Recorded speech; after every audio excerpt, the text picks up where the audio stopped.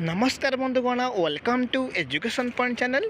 तेबे बंधुगण आपण मान फोन तर न्यू इनफॉरमेशन नहीं आसी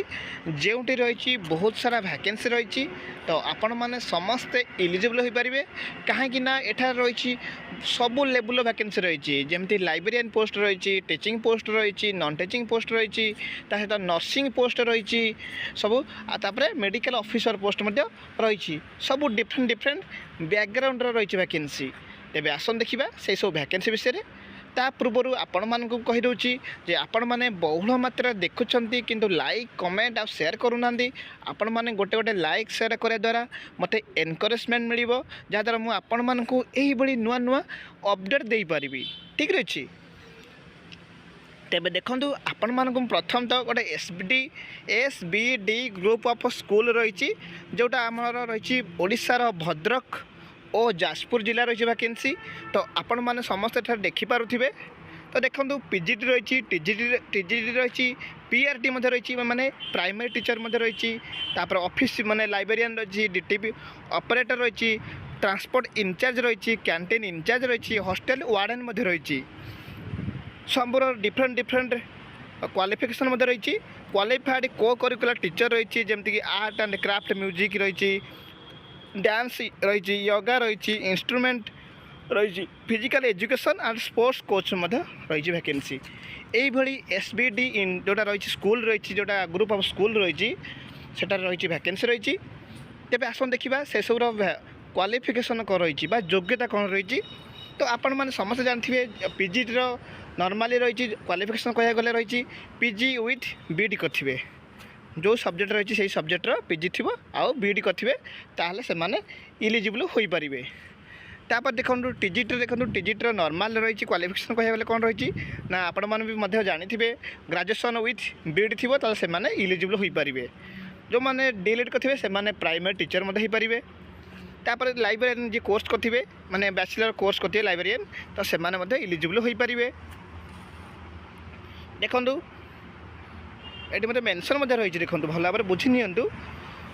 librarian DTP operator graduation normal graduation थी कंप्यूटर नॉलेज थी से माने इलिजिबल हो पारे। आई भाई जो मैंने transport incharge canteen incharge hostel warden से ग्रेजुएशन सेमती रही। तेबे आसन देखिबा यार अप्लाई प्रोसेस कौन रही तो आपण मानक मु क्लियर ये मेंशन कर दूँ देखो इंटरेस्टेड कैंडिडेट कैन सेंड यार रिज्यूम आपण मैंने टिके जल्दी जल्दी रिज्यूम सेंड करदे ये एड्रेस देती कौ मेल रही कौन रही सब डिटेल्स एठार आपण मैंने देखिपे आपण मैंने जल्दी जल्दी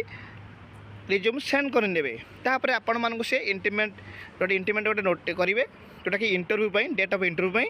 तो नहले आपण मानक फोन करेंगे मेल जरिया हो कि नंबर जरिए फोन जरिया हो। ठीक अच्छे जदि किसी डाउट हुए तो आपण मैंने कमेंट बॉक्स में कहींपारे जेहेतु भिडियोटी लंग हो मुझे जल्दी जल्दी कहीदे। नेक्स्ट आसन देखा आहरी वैकेंसी रही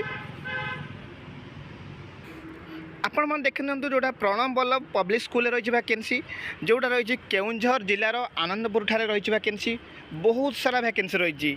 तो आपण मैंने देखिपे पीजीटी पोस्ट रही वैकेंसी जमती रही फिजिक्स रही केमिस्ट्री रही बायोलोजी रही मैथमेटिक्स रही आउ फिजिकल एजुकेशन रही सहित इंग्लिश वैकेंसी रही। तेबे आसन देखिबा एई सब पोस्ट मानकर क्वालिफिकेशन कौन रही योग्यता कौन रही तो योग्यता देखो आपण मानक मु कहि दोची पीजीटी जेकोसी सब्जेक्ट रही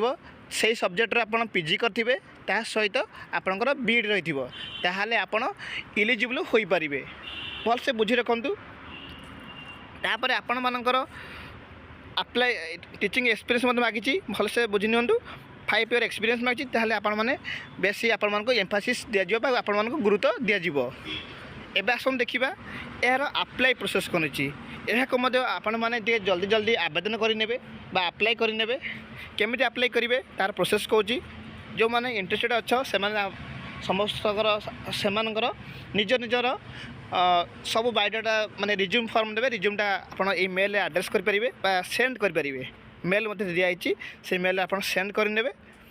रिज्यूम सहित माने बायोडाटा सहित आप क्वालिफिकेशन सब अटैच करेंगे माने सब सॉफ्ट कॉपी अटैच करी ए मेल जरिए आप शेयर करेंगे तापर आपण मानकु से इन्फॉर्म करेंगे कौ दिन सिलेक्शन कर